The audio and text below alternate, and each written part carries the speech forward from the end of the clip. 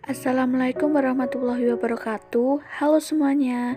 Pada video kali ini kita akan membahas mengenai metodologi dan struktur teori akuntansi. Sebelumnya, perkenalkan kami dari kelompok 7 yang beranggotakan Devita Sari, Novianti Wahyuningsih, dan Fauziah Nurrahmawati. Mari kita simak penjelasan dari kami mengenai materi berikut. Baik, yang pertama ada metodologi teori akuntansi. Metodologi itu sendiri diartikan sebagai perumusan dan penentuan metode yang digunakan dalam penelitian ilmiah. Metode adalah cara yang sistematik dalam rangka menemukan kebenaran ilmiah. Berikut ini adalah pendekatan perumusan teori akuntansi menurut Bell Cole. Yang pertama ada pendekatan non-teoritik, dibagi menjadi dua, pendekatan pragmatik dan pendekatan otoritas. Pendekatan pragmatik itu sendiri menekankan pada kepentingan praktik yang berusaha merumuskan teori dan pengembangan standar akuntansi sesuai kegunaannya untuk memecah masalah praktik di lapangan. Sedangkan pendekatan otoritas digunakan oleh badan-badan yang memiliki otoritas dalam perumusan teori-teori yang sesuai dengan bidang kewenangannya. Keunggulannya, jika standar yang dihasilkan dapat diterima secara umum, maka standar tersebut telah teruji validitasnya. Sedangkan kelemahannya belum memenuhi kaidah-kaidah ilmiah dianut karena sederhana, mudah diterapkan, dan tidak universal. Yang kedua, ada pendekatan teoritis yang dibagi menjadi 6. Yang pertama, pendekatan deduktif. Menggunakan pendekatan ilmiah dan terstruktur yang dimulai dari proposisi akuntansi hingga dihasilkan prinsip akuntansi yang rasional. 2. Pendekatan induktif.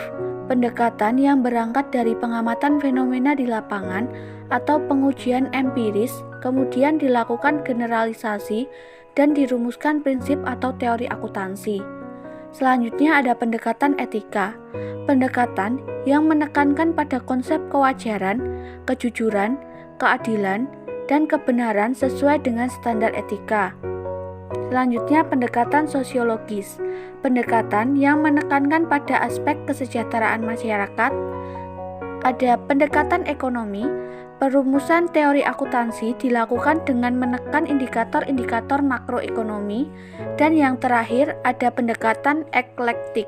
Memilih di antara berbagai macam kombinasi pendekatan yang cocok dan sesuai dengan standar yang bersangkutan. Yang terakhir ada pendekatan lainnya. Yang pertama, pendekatan peristiwa. Pendekatan ini menekankan agar akuntansi dapat menyediakan informasi tentang peristiwa-peristiwa ekonomi yang berguna untuk berbagai kepentingan. Ada pendekatan regulatori. Regulasi adalah sejumlah perangkat peraturan perundang-undangan yang dirancang dan diberlakukan terutama untuk kepentingan operasi atau kegiatan industri tertentu. Pendekatan prediktif dan positif. Data atau informasi akuntansi dapat menjelaskan dan meramalkan peristiwa ekonomi dan investasi. Yang terakhir ada pendekatan perilaku. Pendekatan ini menekankan pada perilaku atau kriteria dari perilaku. Pokok bahasan selanjutnya adalah struktur teori akuntansi. Struktur teori akuntansi itu sendiri adalah sekumpulan elemen-elemen akuntansi yang saling berkaitan secara hierarkis dan menjadi pedoman pengembangan konsep teoritis akuntansi dan perumusan standar akuntansi. Berikut ini adalah struktur teori akuntansi. Yang pertama ada tujuan laporan keuangan. Terdiri dari 3, yaitu tujuan khusus, tujuan umum, dan tujuan kualitatif. Yang pertama ada tujuan khusus. Tujuan khusus laporan keuangan yaitu menyajikan laporan keuangan tentang posisi keuangan, hasil usaha, dan perubahan posisi keuangan lainnya secara wajar sesuai dengan prinsip akuntansi diterima umum. Yang kedua ada tujuan umum. Tujuan umum laporan keuangan yaitu memberikan informasi yang terpercaya tentang sumber ekonomi dan kewajiban perusahaan, sumber kekayaan bersih, proyeksi laba, perubahan harta dan kewajiban, serta informasi lainnya yang relevan sesuai kebutuhan dan kepentingan para pemakainya. Yang ketiga, ada tujuan kualitatif. Tujuan kualitatif laporan keuangan yaitu menyajikan informasi yang memenuhi persyaratan kualitatif. Yang pertama, dapat dipahami. Yang kedua, relevan. Yang ketiga, dapat diverifikasi. Yang keempat, neutral. Yang kelima, tepat waktu. Yang keenam, lengkap. Dan yang terakhir, dapat diperbandingkan. Selanjutnya, ada tujuan laporan keuangan menurut PSAK. Menurut PSAK nomor 1 tentang penyajian laporan keuangan yang disahkan oleh Dewan Standar Akuntansi Keuangan Indonesia, disebutkan bahwa tujuan laporan keuangan adalah untuk memberikan informasi mengenai posisi keuangan, kinerja keuangan, dan arus kas entitas yang bermanfaat bagi sebagian pengguna laporan keuangan dalam pembuatan keputusan ekonomi. Yang kedua, ada postulat akuntansi, yaitu dalil, aksioma, atau pernyataan yang tidak perlu dibuktikan kebenarannya yang dirumuskan dari tujuan laporan keuangan, menggambarkan lingkungan sosial, ekonomi, politik, sosiologis, dan hukum di mana akuntansi beroperasi. Postulat akuntansi meliputi dari 1. Postulat entitas tersendiri atau economic entity yang menyatakan bahwa suatu perusahaan merupakan unit satu kesatuan akuntansi yang terpisah dari pemilik perusahaan dan perusahaan lain. Yang kedua, ada postulat kelangsungan usaha atau going concern yang setiap perusahaan diasumsikan akan berlangsung terus-menerus dalam jangka waktu yang tidak terbatas. Perusahaan tidak didirikan dengan maksud untuk likuidasi jangka waktu yang pendek. Yang ketiga, ada postulat unit moneter atau monetary unit. Setiap transaksi harus diukur dengan suatu alat ukur atau alat tukar dalam bentuk unit moneter atau mata uang yang seragam, misalnya menggunakan satuan moneter rupiah atau IDR. Yang keempat, ada postulat periode akuntansi atau accounting period. Informasi akuntansi mengenai posisi keuangan, hasil usaha, dan perubahannya harus dilaporkan secara periodik dalam suatu periode tertentu yang umumnya per tahun. Yang ketiga, ada konsep teoritis akuntansi, menggambarkan kepemilikan dan kontrol atas entitas akuntansi yang dilaporkan sehingga sifat dan jenis informasi yang dibuat atau disajikan terutama diarahkan untuk memenuhi kegunaan atau pemakai pihak yang memiliki kepentingan dan kontrol atas entitas tersebut. Konsep teoritis akuntansi dibagi menjadi 4, meliputi yang pertama, the priority theory atau teori kepemilikan. Teori kepemilikan memandang entitas sebagai agen perwakilan dari pemilik. Tujuan utamanya untuk menentukan kekayaan bersih perusahaan yang merupakan hak pemilik atau proprietor equity yang dirumuskan dengan aset dikurangi kewajiban sama dengan ekuitas pemilik. Yang selanjutnya, yang kedua, the entity theory atau teori entitas. Entitas dipandang sebagai suatu yang terpisah dari pemiliknya, yaitu orang atau badan yang menanamkan modalnya ke perusahaan. Dirumuskan dengan aset sama dengan kewajiban ditambah ekuitas. Yang ketiga ada the enterprise teori atau teori perusahaan, yang berarti keberadaan perusahaan tidak hanya memenuhi kepentingan para pemilik perusahaan atau shareholder, akan tetapi ditujukan untuk memenuhi kepentingan seluruh pemangku perusahaan atau stakeholder.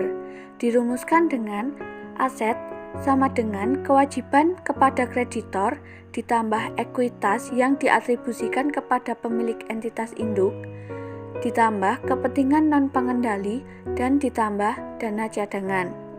Yang keempat ada the fund theory atau teori dana, yang berarti menekankan perhatiannya bukan pada perusahaan, melainkan pada sekelompok aset yang dimiliki dan kewajiban yang harus ditunaikan. dirumuskan dengan aset sama dengan pembatasan aset. Selanjutnya adalah prinsip dasar akuntansi.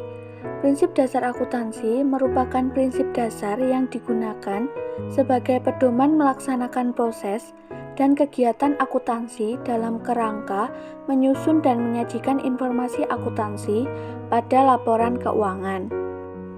Prinsip dasar akuntansi menurut Accounting Principles Board dalam statement nomor 4 meliputi yang pertama, cost principles.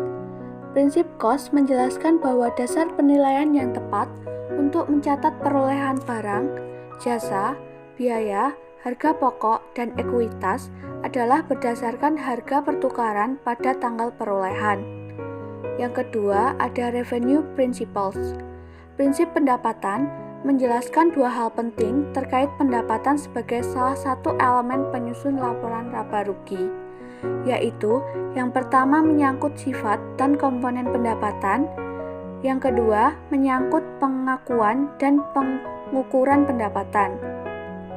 Yang ketiga ada matching principles.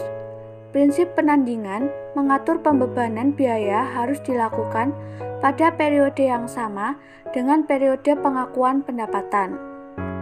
Yang keempat ada objectivity principles. Prinsip objektivitas untuk memberikan pembenaran atas pilihan terhadap pengukuran dan prosedur akuntansi. Yang kelima, consistency principles. Prinsip konsistensi menjelaskan bahwa kejadian ekonomis harus dilaporkan secara konsisten dari satu periode ke periode yang lain. Yang keenam ada disclosure principles. Prinsip pengungkapan menyatakan bahwa laporan keuangan harus disajikan secara penuh, secara wajar, atau secara utuh.